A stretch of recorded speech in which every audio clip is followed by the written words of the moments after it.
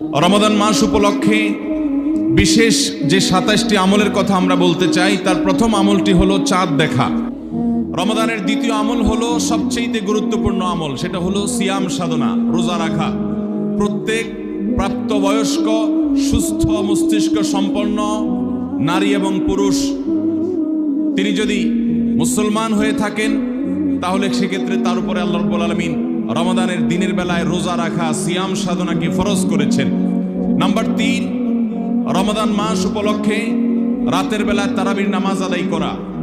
Number ৪, রমজানের চতুর্থ আমল হলো সাহারি করা। ৫ নম্বর আমল হলো সাহারিটা শেষের দিকে খাওয়া। নাম্বার ৬ নম্বর আমল হলো রমজান উপলক্ষে ইফতার করা। ইফতার মানে নাস্তা খাওয়া। সারা বছর আমরা দিনের বেলায় শুরুতে নাস্তা খাই, কিন্তু এর কারণে কোনো সওয়াব আমাদের আমল নামায় লেখা হবে এমন কোনো কথা বলা হয়নি। কিন্তু রমজান মাসের সন্ধ্যা যখন আপনি ইফতার খাবেন, এই ইফতার খাওয়ার মাধ্যমে আপনি একটা সুন্নাহর উপর আমল করলেন, এটার কারণে আপনার আমল নামাতে একটা সওয়াব লেখা হবে। সওয়াবের আশা যদি আপনার থাকে, ইফতারের নিয়ত যদি আপনার থাকে, তাহলে এর মাধ্যমে আপনি সওয়াব লাভ করবেন। এই ইফতার করা এটা রমজানের একটা গুরুত্বপূর্ণ সুন্নাহ। ৭ নম্বরের আমল হলো ইফতারটা তাড়াতাড়ি করা। ৮ নম্বরের রমজানের আমল হলো ইফতারের দোয়া পড়া। ৯ নম্বরের আমল হলো ইফতার এবং সাহারি উভয়টাতে খেজুর খাওয়া। ১০ নম্বরের রমজানের আমল হলো দিনভর বেশি বেশি দোয়া করতে থাকা। ভাইরা আমার, রোজাদার ব্যক্তির দোয়া আল্লাহ রাব্বুল আলামিন ফিরিয়ে দেন না। রোজাদার ব্যক্তি দিনভর আল্লাহর কাছে দোয়া করতে থাকলে সে দোয়া কবুল হয়। ১১ নম্বর রমজানের বিশেষ আমল হলো সকল প্রকার পাপাচার বর্জন করা।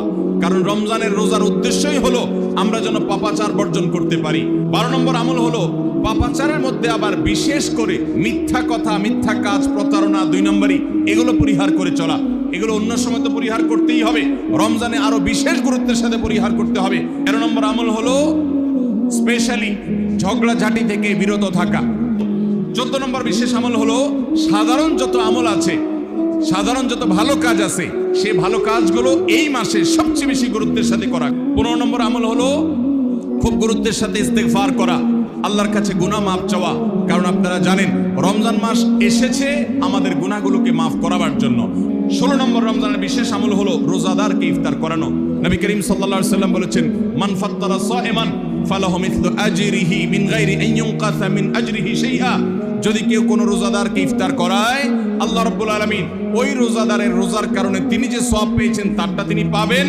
অতিরিক্ত বোনাস হিসেবে যেই লোকটা ইফতার করালো রোজাদারকে, আল্লাহ তাআলা তাকে সমপরিমাণ সওয়াব দান করবেন।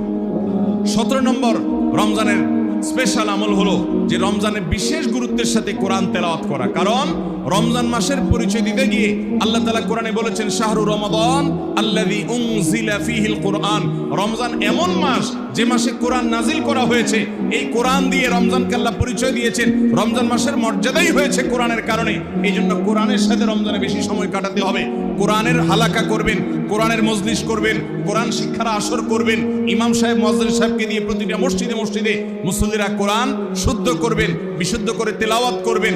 কোরআন প্রতিদিন একটু একটু করে তেলাওয়াত করবেন। সম্ভব হলে গোটা রমজানে কমপক্ষে একটা বার কোরআন পড়ে শেষ করবেন। ১৮ নম্বর আমল হলো কোরআন তেলাওয়াত করার আমল আমরা সবাই জানি, কিন্তু কোরআন রমজান মাসে নবী করিম সাল্লাল্লাহু আলাইহি ওয়াসাল্লাম শোনাশুনি করতেন, এটা আমরা অনেকে জানি না। জিবরিল আলাইহিস সালামের সাথে নবী করিম সাল্লাল্লাহু আলাইহি ওয়াসাল্লাম কোরআন শোনাশুনি করতেন। তিনি জিবরিলকে শোনাতেন, জিবরিল তাকে শোনাতেন। এই জন্য রমজান মাসে আপনি কোরআন তেলাওয়াত করে আপনার স্ত্রীকে শোনান, স্ত্রী তেলাওয়াত করবে, আপনি শুনেন, আপনি অন্য কারোর সাথে এভাবে শোনাশুনি করেন।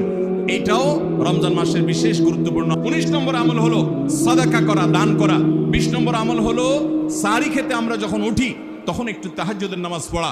২১ নম্বর আমল হলো আল্লাহ যাদেরকে সামর্থ্য দিয়েছেন তারা উমরা করবেন। ২২ নম্বর আমল হলো রমজানে দিনের বেলা রোজা রেখে বেশি বেশি মিসওয়াক করবেন। ২৩ নম্বর আমল হলো রমজানের শেষ 10টা দিন ইতিকাফে বসে যাওয়া। যাদের তৌফিক আছে মসজিদে ইতিকাফে বসে যাবেন। ২৪ নম্বর আমল হলো রমজানের শেষ দশকে বেশি বেশি ইবাদত করার চেষ্টা করা। ২৫ নম্বর আমল হলো লাইলাতুল কদর তালাশ করা। ২৬ নম্বর আমল হলো লাইলাতুল কদরের দোয়া পড়া। লাইলাতুল কদর যদি আমরা পেয়ে যাই, মনে হয় যে এটা লাইলাতুল কদর হতে পারে, তাহলে একটা বিশেষ দোয়া পড়া। দোয়াটা